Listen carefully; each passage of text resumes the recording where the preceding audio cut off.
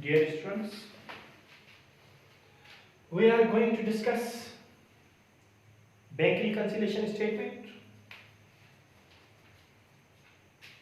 In our previous session, we have discussed its elements and factors. In this session, we are going to discuss how to solve it, how to solve the problems of bank reconciliation statement. We have two sides. Number one, bank statement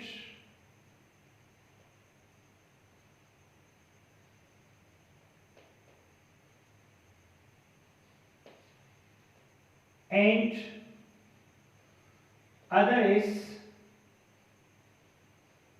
cash book.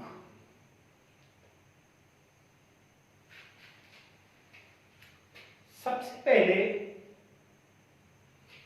हम जो balance हमें bank statement से मिला है वो लिखेंगे और जो बैलेंस हमारे कैश बुक में है वो लिखेंगे। उसके बाद जो नंबर दूसरी चीज है वो है अनकलेक्टेड चेक्स।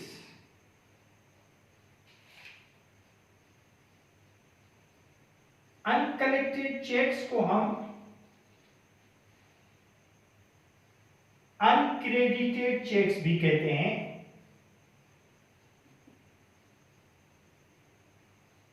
और हम इनको अनक्लियर चेक्स भी कहते हैं। ये वो चेक्स हैं जो हमने बैंक में भेजे थे, हमें किसी पार्टी ने दिए और हमने बैंक को भेजे हैं। जब चेक हम बैंक में भेजते हैं तो हम कैश बुक में उसको इंक्रीज कर देते हैं। बैंक डिपॉजिट में कैश बुक कॉलम में बैंक डिपॉजिट साइड पर हम उसको बढ़ा देते हैं, लेकिन बैंक ने अभी तक वो कलेक्ट नहीं किया है। तो जब तक बैंक उस बैंक से कलेक्ट नहीं करता है तब तक ऐड नहीं करता है। हमें चूंकि दोनों साइड्स को बराबर करना है तो या तो हम क्या करें कि कैश बुक में से वो अमाउंट माइनस कर दें, या जो सही तरीका है कि जो हमारा अमाउंट बैंक ने कलेक्ट नहीं किया है वो हम यहां पर ऐड कर दें, क्योंकि बैंक आज या कल ये अमाउंट हमारा ऐड कर देगा जब ये कलेक्ट करेगा। तो पहली point, add uncollected checks.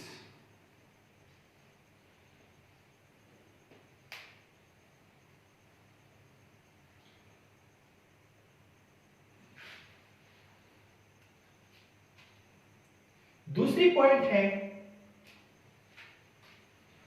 Deposit in transits.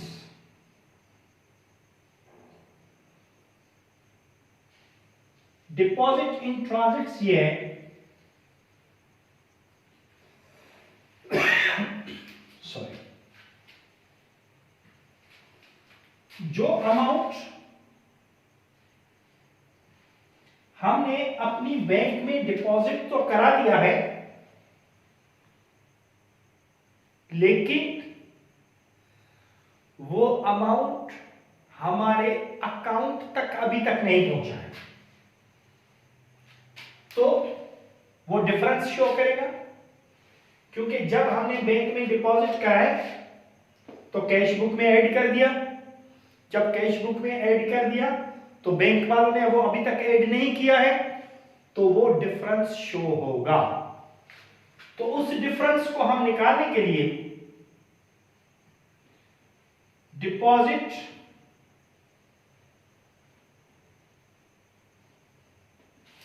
इन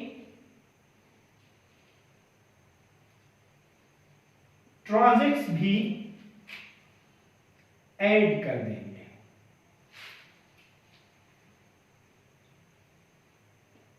अब पहली चीज क्या याद रखने की थी? Add uncollected cheques. कहां पर? बैंक स्टेटमेंट साइड पर। ऐड डिपॉजिट्स इन ट्रांजिट, ये भी बैंक स्टेटमेंट साइड पर। उसके बाद जो है हमारे चेक्स हैं जो कि अनपेड चेक्स हैं।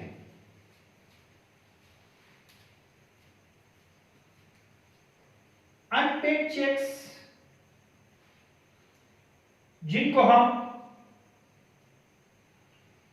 अनप्रेजेंटेड चेक्स भी कहते हैं,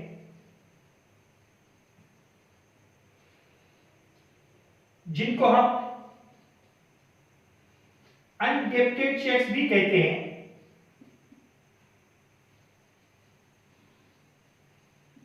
जिनको हम आउटस्टैंडिंग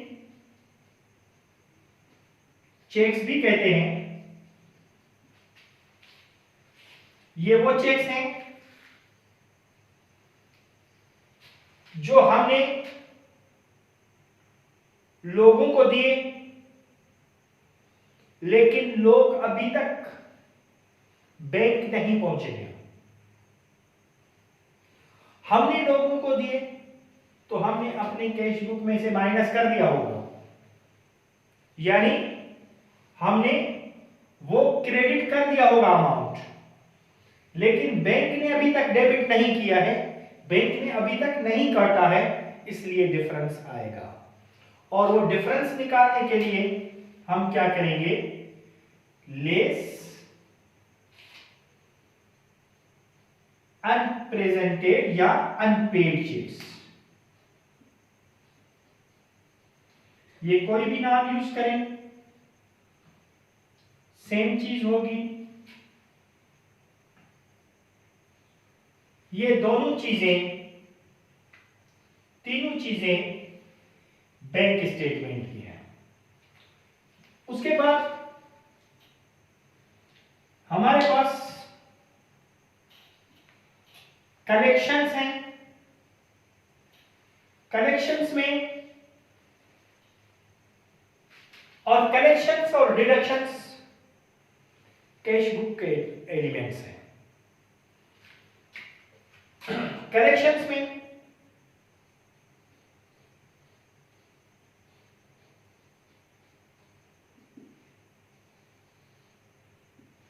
सबसे पहले add deposits in transit, sorry, add direct deposits, add direct deposits,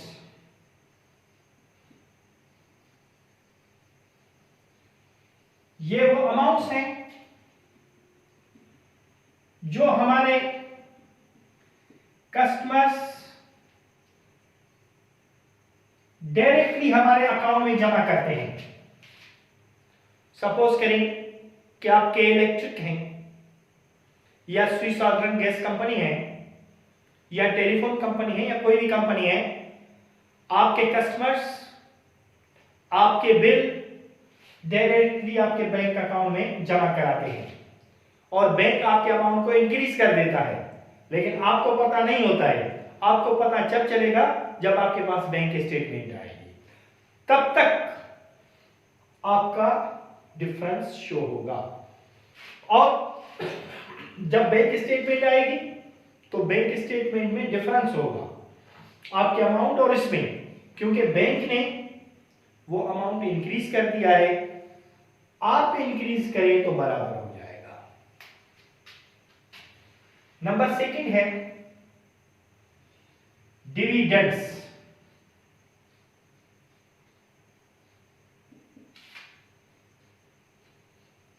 dividends means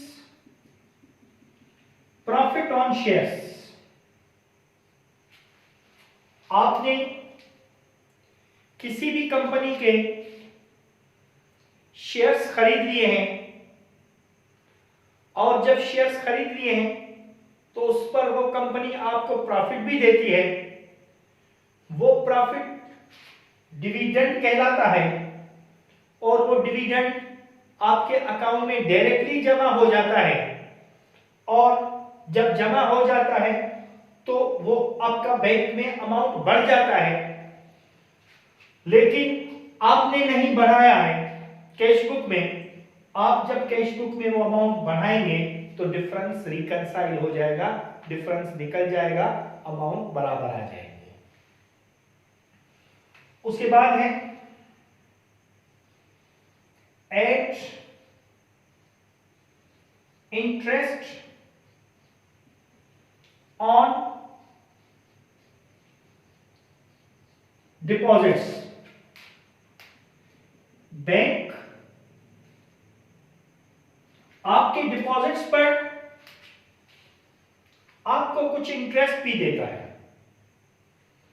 वो इंटरेस्ट डायरेक्टली आपके अकाउंट में जमा कर देता है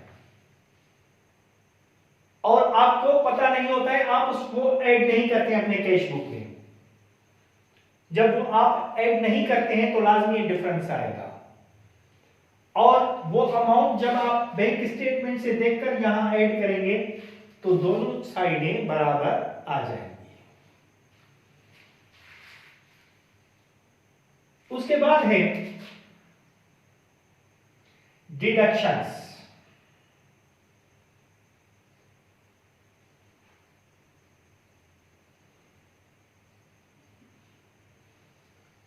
डिडक्शन में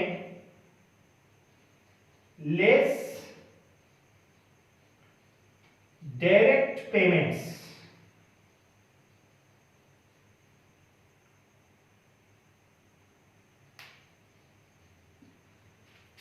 जो बैंक को आप इंटीमेशन दे देते हैं कि वो आपके अमाउंट को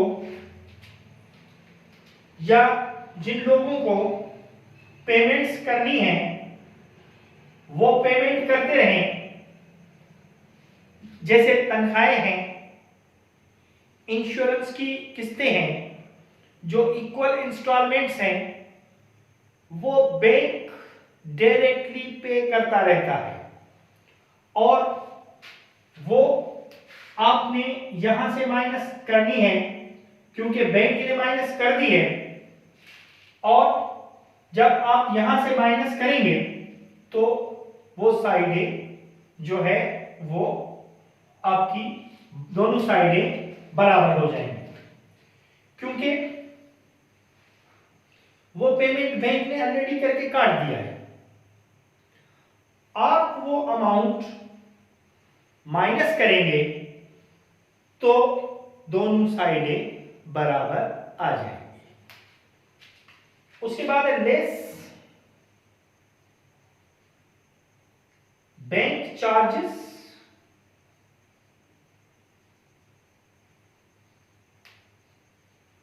या इंटरेस्ट।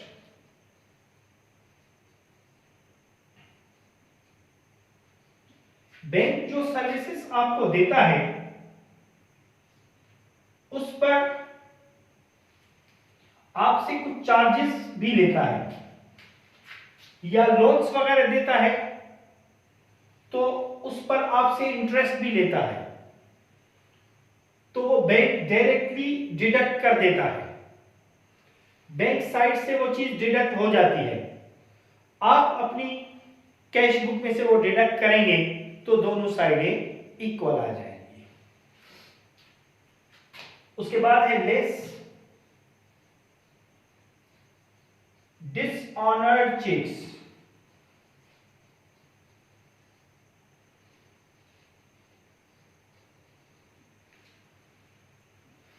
ये वो चेक्स हैं जो आपको लोगों ने दिए, आपने अपने बैंक में डिपॉजिट कराए, बैंक ने उनके बैंक को भेजा, लेकिन वहां पर अमाउंट नहीं था या किसी और वजह से वो डिसऑनर होकर बाउंस होकर वापस आ गया। तो जब आपने चेक बैंक में जमा कराया था तो आपने कैश बुक में ऐड कर दिया था। अब चूंकि वो अमाउंट नहीं आनी है, इसलिए हम उसको वापस माइनस कर देंगे। अगर कोई एरर नहीं है तो ये दोनों साइडें आपस में यहां पर इक्वल होनी चाहिए, जिसको हम कहेंगे करेक्टेड बैलेंस।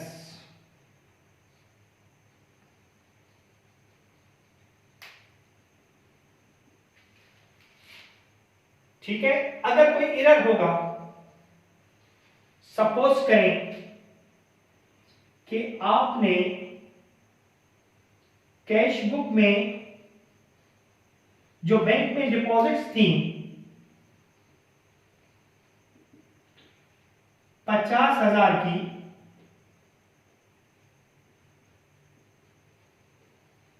वो आपने कराए तो 50,000 है, लेकिन लिखा 5,000 है। तो आपको कैश बुक को अप करना था 50,000 से। आपने कैश बुक में अपनी अमाउंट इंक्रीज कर दी है 5,000, करनी थी आपको 50,000, तो बाकी 45,000 आप ऐड कर दें। इसी तरह से आपने अगर 50,000 पेमेंट की है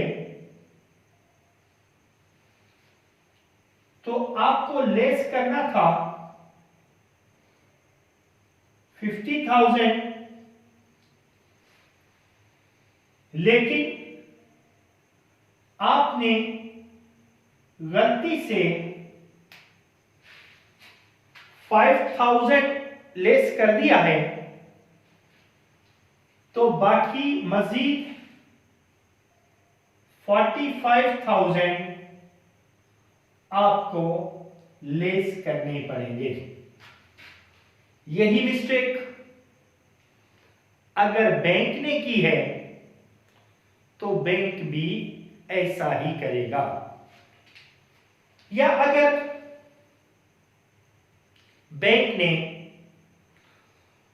आपके अकाउंट में से किसी और का अमाउंट, किसी और का चेक गलती से माइनस कर दिया है, तो वो बैंक को आप 30 दिन के अंदर इंटीमेट करेंगे, तो बैंक उसको अमाउंट को फिर आपकी साइड पर बढ़ा देगा।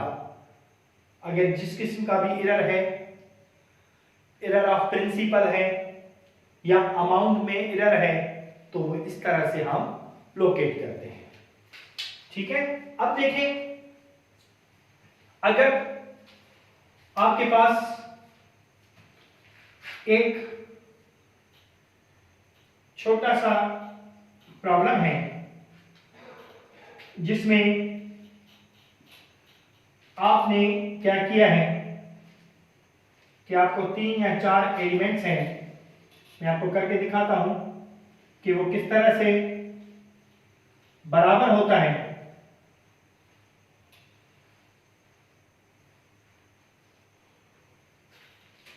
सपोज करें कि प्रॉब्लम नंबर 1 है,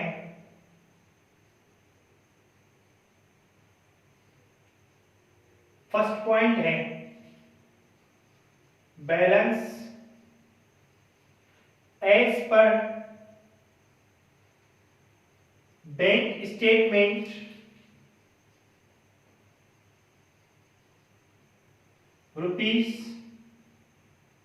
₹15,000। सेकेंड पॉइंट है balance as per cash book 20,000। Number third है अनकलेक्टेड चेक्स ₹5,000। अब आप देखेंगे कि सबसे पहली पॉइंट में आप लिखेंगे दोनों के बैलेंसेस। बैंक स्टेटमेंट का बैलेंस है 15,000 और कैश बुक का बैलेंस है 20,000। अब क्या है, एड अनकलेक्टेड चेक्स। हमने पहली पॉइंट क्या पढ़ी थी कि अनकलेक्टेड चेक्स हम ऐड करेंगे, हम लिखेंगे ऐड अनकलेक्टेड चेक्स। 5,000 लिखा। अब देखें दोनों साइडें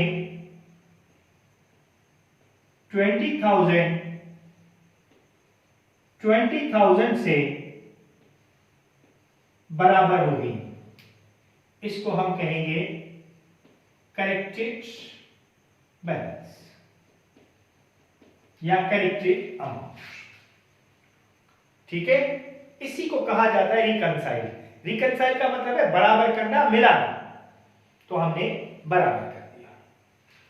इसी तरह से अगर एक और प्रॉब्लम है,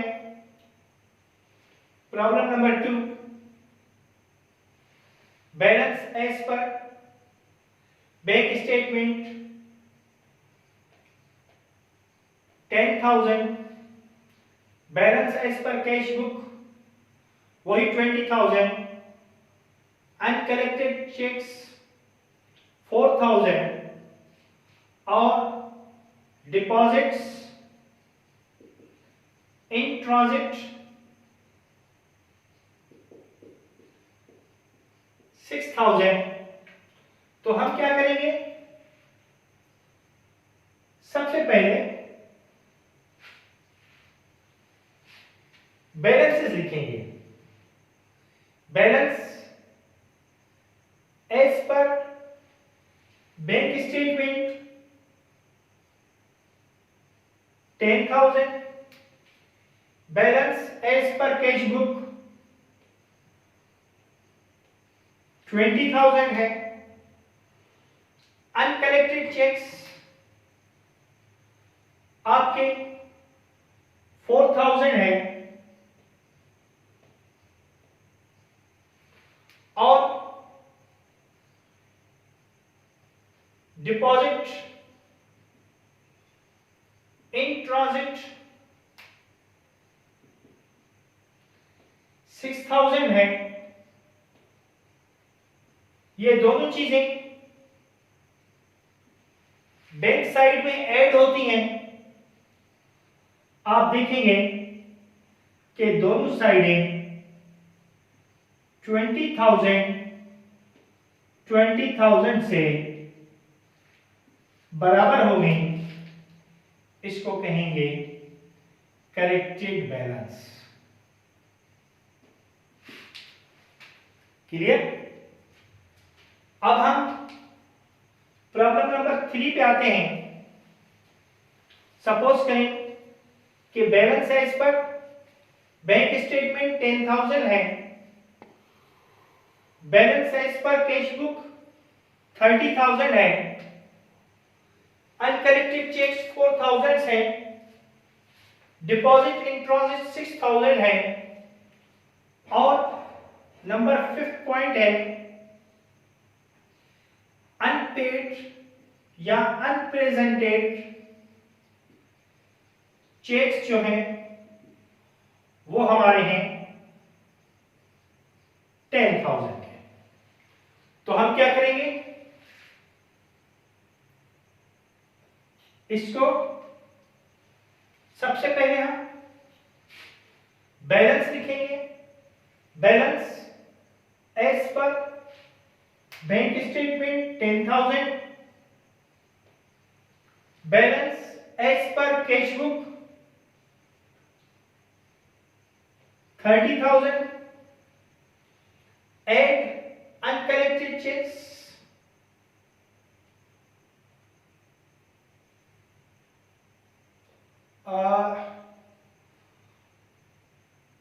इसको हम चलिए 4,000, डिपॉजिट इन ट्रांजिट 26,000,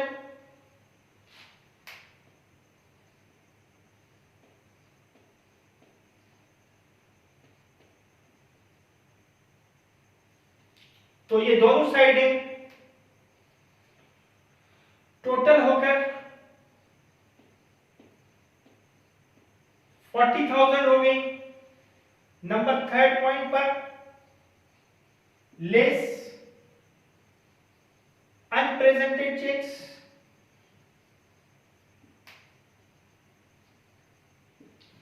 ₹10,000, दोनों साइडें 30,000 से बराबर हो गई। इसको हम कहेंगे करेक्टेड बैलेंस। मजीद इन चीजों की प्रैक्टिस और दूसरे प्रॉब्लम्स और इनके दूसरे मेथड्स, जैसे हमें खाली बैंक स्टेटमेंट का दिया गया हो बैलेंस और हमें कैश बुक के बैलेंस तक पहुंचना हो, या कैश बुक का बैलेंस दिया गया हो हमें बैंक स्टेटमेंट तक पहुंचना हो, या ओवरड्राफ्ट का बैलेंस दिया गया हो, वो सब चीजें और इसकी एंट्रीज भी होती हैं, वो हम नेक्स्ट लेक्चर में डिस्कस करेंगे। खुदा हाफिज।